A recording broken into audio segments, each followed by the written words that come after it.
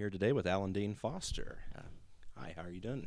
Not too bad. Okay, well, first I thought we'd start off with how did you get the Dark Star adaptation? I was a young writer. I had done several original novels for Ballantine Books, now Del Rey Books, all of them science fiction. And I had been asked by Judy Lynn Del Rey, who had just taken over the science fiction portion of Ballantine's publishing program, if I would do the book version of an Italian film called Luana, which is kind of a female Tarzan story. One of the worst movies ever made. And if you have a chance to see it for free, you'll lose money. But I did a decent job with it, and subsequent to that, they acquired the rights to Dark Star. And Judy Lynn came back to me and said, "We have another film. We'd like to do a book version of it. Would you be interested in doing it?" And I said, "Sure," of course, being a young writer. And that's how I got the assignment. So, was Dark Star a hard novel to write? One of the hardest books I've ever had to write, one of the three hardest books I've ever had to write, because it's basically a film about several guys sitting around in a spaceship talking about how bored they are. To get 75,000 words out of that was really difficult. And the way I had to do it, of course, since not a whole lot's going on, was to get inside the heads of the characters. So, I noticed so much more detail to the story in the novel compared to the movie. Were you given free range to work to expand on the story?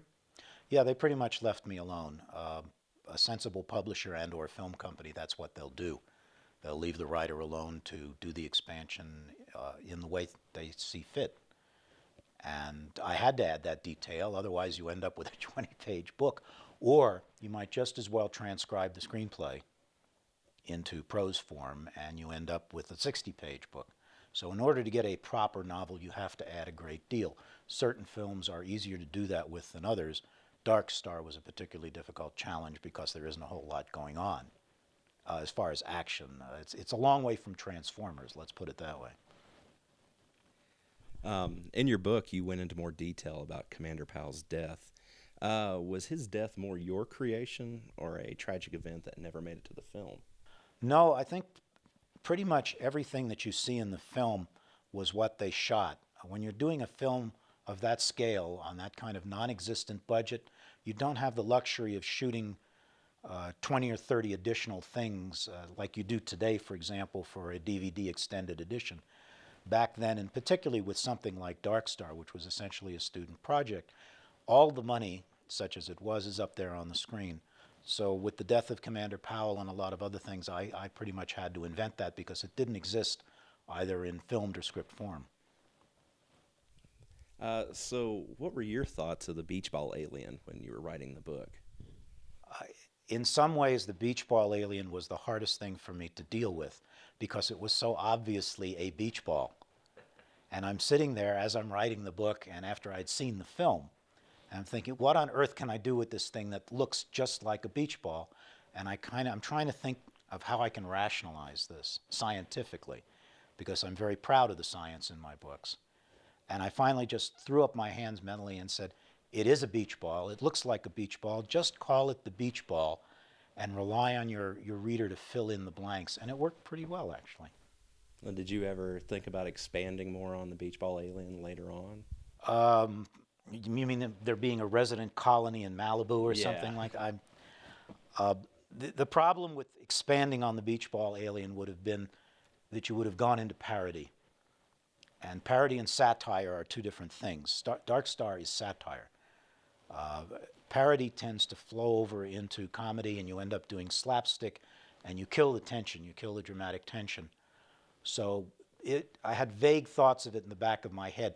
Where could this creature have come from? What would it? All of the things that science fiction writers think about when they're developing an alien ecology or an alien society. But it was just so purely a beach ball that I felt that anything I tried to do in the way of expanding on it would have only led to jokes. And I wanted to stay away from jokes as much as possible. I mean, it was already a joke just by its appearance. And so I was very cautious with the beach ball. And I just kind of left it alone to be. It is what it is. I noticed that you wrote that Pinback compared the alien to Boiler. Why was that? Now we're reaching back into the mists of time. and probably just trying to, well, they were both kind of irascible characters. So, in your own personal thoughts, did you think that the beach ball alien was attacking Pinback or just trying to play with him? Very interesting that you mention that because in the film it's left kind of indistinct. Uh, I sort of got the feeling, and it fits so beautifully with the whole tone of the film, that at one point the alien was just playing with him, and then it was trying to tickle him to death, which was the way I saw it. So you had that feeling of somebody who was, laughing all the time, but if he kept laughing, he was going to have a heart attack. And I don't believe there is another instance in the history of science fiction or horror films where an alien character tries to tickle another character to death. So that's another distinction for Dark Star. I know Commander Powell tells Doolittle to teach Bomb 20 a little phenomenology. What were your thoughts about teaching the bomb to think about maybe individuality? It's very interesting because we've become more and more able to develop machine intelligence these days. Back when Dark Star was made, there was very little like that. And the idea of something like a sentient bomb existed only in the minds of people who read and liked science fiction. Nowadays, the term smart bomb is actually a common one, although we're talking about a different kind of smarts. But the idea that you'd have a smart bomb today that would develop into something like the smart bomb in Dark Star now all of a sudden seems more possible than science fiction. There's a wonderful story by Robert Sheckley called Watchbird, which kind of takes this idea to the extreme, where one day the weapons will have so much intelligence that we'll be dealing with them on an equal basis, for example. It's one thing to talk about having a robot, and will we be dealing with dangerous robots? It's quite another to start talking about weapons of destruction that are so intelligent that they start making their own decisions. I'm waiting for the first great science fiction short story where we have a Predator drone in Afghanistan that suddenly decides to make its own decisions because the intelligence that's been programmed into it allows for a certain amount of self-decision making. You can see where this is going. It all leads to Sheckley's story. So the bomb in Dark Star, I found as a science fiction writer a perfectly logical development, even though at the time a lot of people thought it was just pure fantasy. In the end, after the explosion of Bomb 20, Talby floats off into space, covered by glowing insects. What did you envision them being? Was there something more deeper about them? No, sometimes you can over-explain things. You can go into too much detail, and it destroys the effect, and it slows everything down. My wife, for example, hates to go to science fiction films with me because I'm always sitting there analyzing the sound recording and the special effects, and she'll turn to me and say, "Would you just shut up and let me enjoy the movie?" And that's one scene like that in the film where I felt the visuals were so strong, I didn't want to add any exposition that I felt would have killed the moment, both for the reader as well as for the viewer. What do you think happened to Commander Powell after floating off into space? Personally, what do you think? Well, he died, but again, one of the nice things about Dark Star, sometimes you can have too much money. There's a film that I did the book version of called The Chronicles of Riddick. And prior to that, David Twohy had done a wonderful short science fiction film, low-budget science fiction called Pitch Black. A terrific little film. And if they give you too much money sometimes, you have a tendency to make things a little too big. You lose track of the story in favor of the special effects and the visuals. That's what I think happened to a certain extent with Riddick. And you don't want to explain everything. So as far as what happened to Commander Powell, it's good sometimes to leave some things in the mind of the reader so that the reader goes away asking the question, I wonder what happened to Commander Powell, instead of knowing everything. In the end, when Doolittle was thinking about how to die, you wrote about a trauma he had with a turkey bone choking him. Was that something you just pulled out of the air? Yeah, that was one of the things, like so many, that I had to invent to make the book the proper length. And when you do something like that, what you want to do is maintain the original screenwriter's ideas and concepts and characterizations as much as possible. It's not the sort of a line that I would have put in the book version of Alien, for example, or Star Trek, but I think it fits the character perfectly well. So in the context of the story and the character, it's the sort of thing you put in, you try to get a smile from the reader. And I think it worked reasonably well in that. But yeah, those sorts of additions come from the characters and come from the screenplay. It's one of the main differences between a good novelization of a film and a bad novelization. In a good novelization, hopefully, the things that you add actually relate to the characters and actually relate to what's going on. It's not simply filler where you're describing the color of the trees or what the weather is. I noticed that some authors imagine themselves as the characters in their stories. Was there a character in Dark Star that you related with? Not in Dark Star, no. There have been in my original novels. It's a common question. People say, what character do you most identify with? I'm a fairly lively person, and these guys were on the cusp of Kafka, and I just couldn't identify with any of them. It was like, why don't you get your act together and get back to Earth and have a party or something? So no, I'm afraid I didn't identify with any of the characters in Dark Star.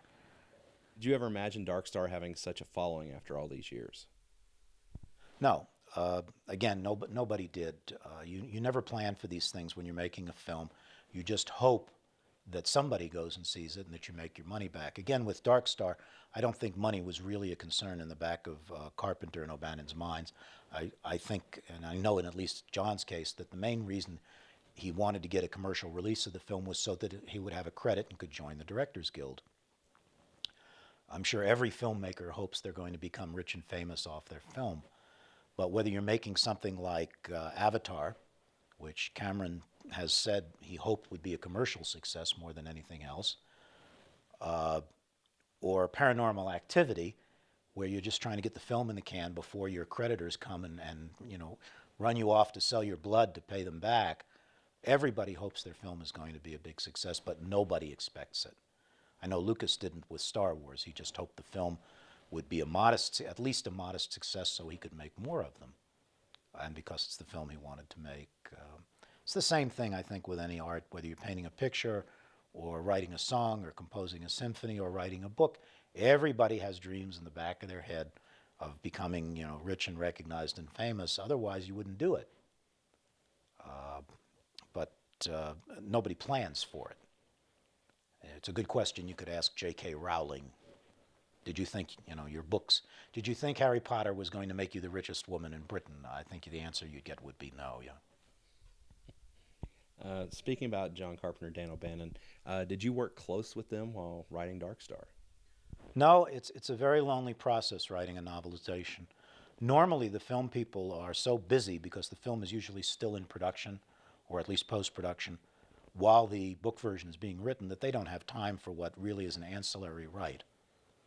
What I did do was get invited to a screening of the film in Los Angeles, a private screening, small one.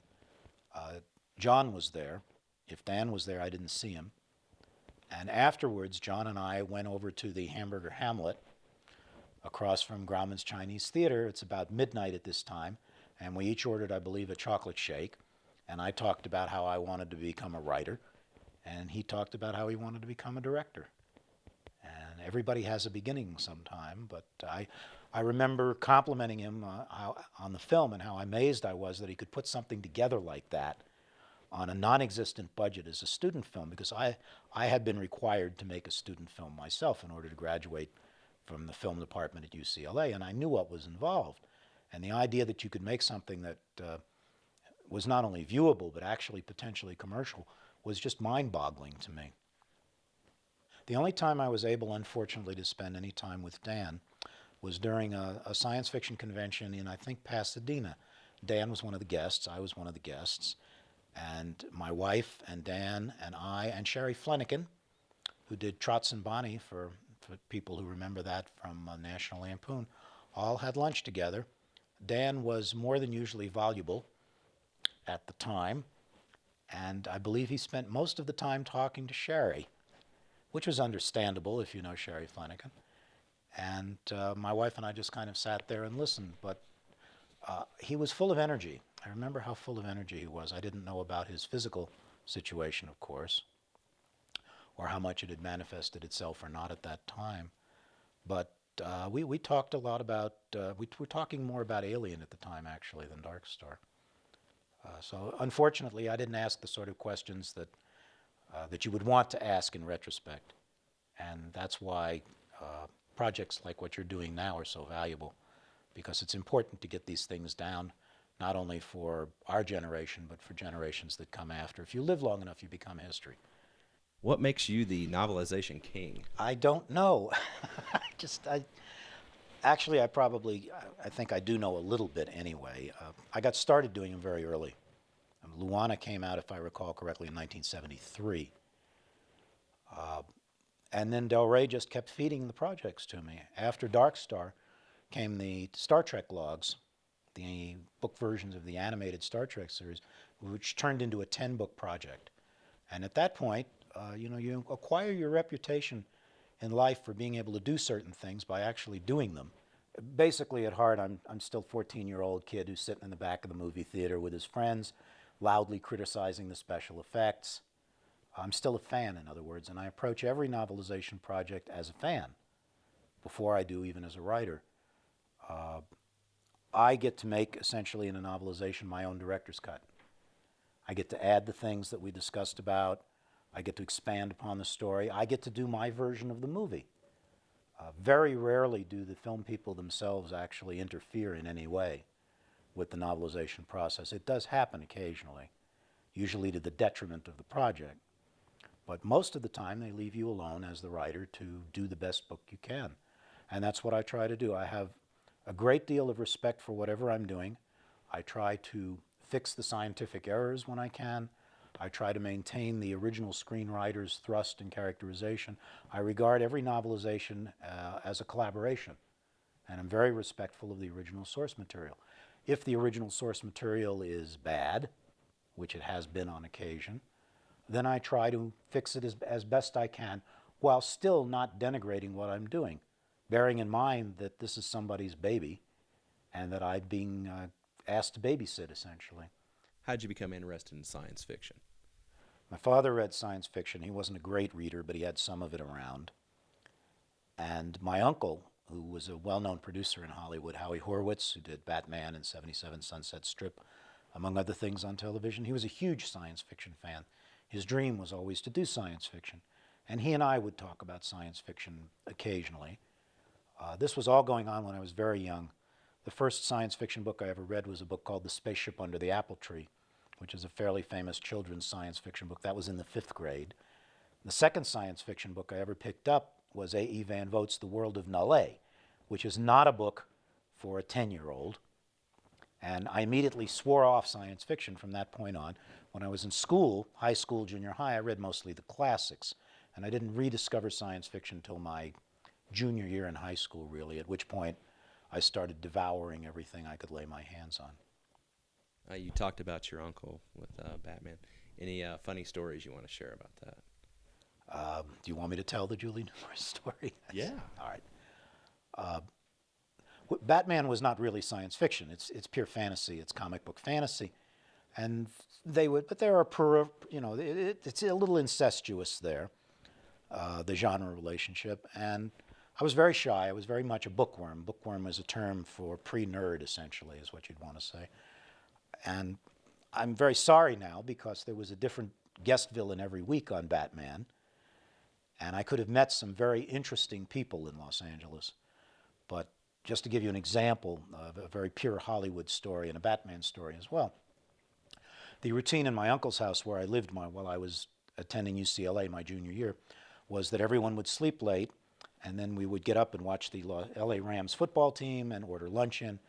And I always got up before everybody else. And one morning I got up and I walked into the den and I saw there was somebody sleeping on the couch. So I walked over to see who it was, and the sleeper rolled over and stretched and went, "Oh, good morning." And it was Julie Newmar. So you have this wonderful image of this utterly terrified 20-year-old college student looking down at the Catwoman, who was fully dressed, but still. And I literally ran back to my room, didn't come back out till she was gone. After she had left later that day, I asked my aunt, "Why is Julie Newmar sleeping on the couch in your den?" And she said, "Since the character has become such a big success, a big hit, Everybody is after her, and she gets very lonely sometimes. And so she'll come over and she'll sleep here just to be around people. And I thought that was a very poignant and typical Hollywood story. I've noticed that many of your works have a strong ecological element to them, most often with an environmental twist as well. Why is that? I've always been interested in ecology. I don't know where it came from. I was born in New York and raised in Los Angeles, so it's not like I'm a child of the woods. But the idea of everything on a planet being interconnected is one that I just seem to have picked up very early on in life. My family used to spend a lot of time, still does, at a place called Lundy Lake on the eastern slope of the Sierra Nevadas to go fishing. It was the one thing every year that my father, I think, looked forward to. And while everybody else fished, since I didn't like fishing, I'd always been interested in science from the time I was 5, 6 years old. And I would go out hiking in what is really a very pristine area still. There are a lot of wilderness areas right around there. And the way things interrelated and the way plants and animals interacted with each other was something that always intrigued me. And I read a great deal as a child, and many of the things I read were natural science. And so I was able to explore in my own mind other parts of the planet. Arctic environments, tropical environments, undersea environments. And when I started writing science fiction, I drew upon this early childhood interest to develop other biomes and explore them in my own mind since I couldn't do it physically. I became, in many of my books, sort of an interstellar travel agent. And fortunately, a lot of other people had the same interests and have come along on those trips with me. How much of a balance between science and fiction do you like to have in your novels? Well, I can't give you an actual percentage, and books vary. I write other things besides science fiction, but speaking specifically about science fiction, I'm not a trained scientist like a lot of writers were in the field, Isaac Asimov or Poul Anderson, but I did take a certain amount of science at university. I've always read science and tried to keep up with developments in science in multiple fields as much as I can. If you write science fiction, you don't have the luxury of being a scientific specialist. You have to be able to bounce from hard physics to astronomy to biology to psychology, sometimes very often in the same book. And when I do have something specific scientifically, I try to make it as realistic based on existing science as I possibly can. It's not enough for me, for example, to say that a starship travels between two star systems. It has to have a method of locomotion. And I have to come up with something that sounds at least plausible within the realm of existing science, even though faster than light travel, as we know it now, is impossible. But I will try at least to come up with something that sounds plausible. Otherwise, you don't have science fiction, you have fantasy. You rub the magic lamp and the genie comes out and he transports you from one place to another. That's fantasy, that's not science fiction. It bothers me that a lot of science fiction writers will be lazy in this regard. And fans know it. You know it when you're reading the book, when somebody is just essentially rubbing the magic lamp instead of doing their homework. It's a serious problem. It's a much bigger problem with filmed science fiction. No matter how successful the film is, very often a lot of the science in the film is very sloppy. And I attribute this to what I call the triple S aspect of science fiction filmmaking, which is that shot supersedes science. They'll throw science in because it's supposed to be science fiction, but if there's a shot the director wants, he's going to take that shot no matter how scientifically impossible and implausible it is. What has been your most challenging part of writing? Well, there are two, in essence. One is just getting started. You may have the entire book or a large part of the book laid out in your mind, but actually the actual physical act of sitting down and starting on that first paragraph, that first page, really the hardest part for me of any book. And this is why writers can spend so much of their time doing anything but writing. It's just getting started. The other thing is, because I've written a lot, is I'm conscious of the fact that I might be repeating myself. And I try very hard not to do that. Not a problem with novelizations, obviously, because I'm working from somebody else's material. But with a lot of my other work, I'm very careful, or I try not to repeat myself. And not just with themes and story ideas, but with actual turns of phrase. One of the problems that writers often have is all of the characters in a story will sound like themselves, and all of those selves will sound like the writer.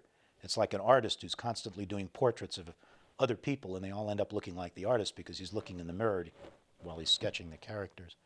You have to be careful to make things distinctive, not just story-wise, but character-wise and speech-wise. Otherwise, everybody in the book sounds like they came from Topeka. You wrote the original Star Wars novel. How did you get that assignment? Got a call from my agent to go over to a law office on Sunset Boulevard to meet with George Lucas's legal representative. I knew Lucas from THX 1138 and American Graffiti, and apparently he was doing this little science fiction film, and they wanted somebody to do a book of it. And the story, as I remember it, is that somebody had read Ice Rigger, which was my third original novel, and thought it had the same sort of feel and spirit as the film that George was making. So I met with this gentleman. He explained the project to me. He said, would you be interested in doing the book and a sequel novel? And I said, sure. So they then sent me out to meet with George, which I did at Industrial Light and Magic, which was at that time a warehouse on Kester Street in Van Nuys in Los Angeles. And George was somewhat busy, as you might imagine, but he made time for me, and we hit it off, I thought, fairly well. And at that point, I was assigned to go ahead and do the book version of the film based on the screenplay they gave me and what little I was able to see of the film that was in production at the time, and to do then the sequel novel also, and that's how that came about. Speaking of the sequel novel, let's talk about Splinter of the Mind's Eye. Many fans and critics have stated this is one of the most influential works in the Star Wars expanded universe. Did you ever imagine it would gain such notoriety? No, again, going back to what we talked about before about people planning for things, will they be, if they're successful after they come out, and no, I had no idea. I was assigned to write a sequel novel. I was asked to write a sequel that could be filmed on a low budget. That was the only restriction that George put on me, because he was thinking ahead. And the idea was that if the film, Star Wars, came out and was mildly successful, he wanted to be able to know that he could at least make a second film using as many of the existing props and sets as possible. That's why, for example, Splinter of the Mind's Eye is set on a fog-shrouded planet. That's why a lot of it takes place underground. And but subsequent to the release of Star Wars, of course, he was able to do anything he wanted, and there was no filmed version of Splinter of the Mind's Eye, which some people regret. Would have made a nice small movie slotted in between the first film and the second film. But that's the way of things, and I have no regrets about it. I have a question. Did you got involved early on in Star Wars? Could you tell? Did you get any sense of that it was going to be a successful movie? I mean, you got to see the script. Well, I saw the film for the first time at the cast and crew screening, or at a cast and crew screening. They rented a theater on Hollywood Boulevard, and a lot of the people who'd worked on the film, this was the first time you get to see the completed film. So my wife and I, we were still living in California at the time, and we went in, and I was talking with Gary Kurtz, the producer, before the start of the film, and I was a huge animation buff. I still am, as you know. And I just making small talk with Gary, and I said, wouldn't it be great if they showed Duck Dodgers in the 24th and a half century before they showed the film? And he kind of mumbled something. Yeah, that'd be kind of cool, wouldn't it? And then I sat down with my wife, and she nudges me. You got to remember, this is a gal from a small town in West Texas, and she says, look behind you. So I look behind me. There's this ratty-looking teenage-like kid sitting behind me. And I said, yes, so what? She said, you know who that is? I said, no. She said, that's Alice Cooper. Well, I was a huge classical music fan. I didn't know from rock music for years. And I said, who's Alice Cooper? So she proceeded to explain it to me. She said, say something to him. So I said, well, I don't want to say anything to him. I don't know the guy. If you want to talk to him, you say something to him. And she said, no, I can't. You say something. So I'm thinking, what am I going to say to this guy? So I turned around and I said, you know what would be really great? would be if they showed Duck Dodgers in the 24th and a half century before they started the film. He said, "Oh, you like old Warner Brothers cartoons too?" So we spent the next 10 minutes talking about Chuck Jones and Tex Avery and Bob Clampett. And the curtains part, the theater actually had curtains. The film comes up, and as soon as the opening shot comes, as soon as John Williams' music comes up, you know this is something different. This is something special.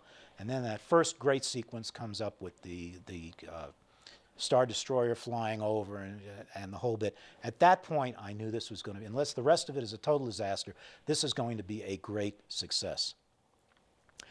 After the film's over, everybody's leaving the theater. We're walking out. Everybody's excited and talking because it's a great film. My wife jams me in the ribs. I said, "What'd you do that for?" She said, "You spent 10 minutes talking to Alice Cooper and all you could talk about was a bunch of old cartoons." Subsequent to that, I went to the very first commercial showing of the film at Grauman's. They let me in early. I waited, and I stayed in the back of the theater just to watch the audience.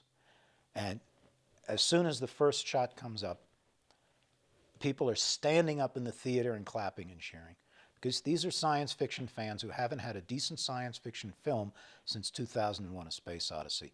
Plus, there's never been a film like this that respects and works from the pulp version of science fiction, Planet Stories and Amazing Stories, as opposed to really hard, cool science fiction of the Clark time. And so my opinion was validated at that point. I didn't even have to stay for the whole film, although I did. I knew the film was going to be an enormous success. Of all the books that you have written, which stands out as your favorite? Well, that's not an uncommon question. And I think it's not a good question to ask an artist because they invariably mention something that's personal to them, but that doesn't resonate with their fans as much. I have a particular fondness for my short stories because a short story is something you can just dash off quickly. And it's the whole idea, and it comes out over a day or 2 days or 3 days, and then it's over and done with. There's no expansion involved. You don't have to worry about if it's the correct length. A lot of my short stories have been collected in anthologies, both individual and in other collections. And so I have a particular fondness for them. And then some of my non-science fiction as well. There's a book I did called Primal Shadows, which is a contemporary novel set in Papua New Guinea, which is one of my favorite places in the world. The historical novel I mentioned to you earlier, a book called Maori. Among my science fiction books, I'm very proud of, a fantasy trilogy called The Journeys of the Catechist, which Warner did. And concerning real science fiction, I'd have to say a book called Midworld, which was my fourth original novel. That came out in 1975. And most recently, there was a trilogy called The Taken I did for Del Rey, which came about because I was sitting around one day trying to think of what to write. And I thought, well, there have been a lot of alien abduction stories, but they all seem to end with the people coming back. What about doing an alien abduction story where the guy never comes back? And that's how the Taken trilogy came about. I also got to put one of my dogs in it. You don't often get to put one of your pets in a science fiction story, but I did with that one. When you're not writing, what do you like to do in your spare time? Well, I could use the quote from Donald Trump, where an interviewer asked him that question, and he said, "Define spare time." I feel guilty if I'm not working, but principally I like to travel. I'm stuck on this one planet, and I'm still trying to see as much of it as I possibly can. I've been fortunate enough to be a lot of places and do some unusual things and see some unusual things. And there's still a lot of places I'd like to go and a lot of things I'd like to see. I'm a competitive power lifter. I call it Revenge of the Nerds. I've outlived a lot of my competition. That forces me to keep in some kind of decent health and shape. I watch a certain amount of television like everybody else. I'm online a great deal, oftentimes reading about news from overseas or being in touch with fans overseas. I have a lot of readers overseas. I've been translated into a lot of languages. And that pretty much kills the day, or the month, or the year, depending on what I'm doing. Well, thank you very much for doing this with me. It was my pleasure.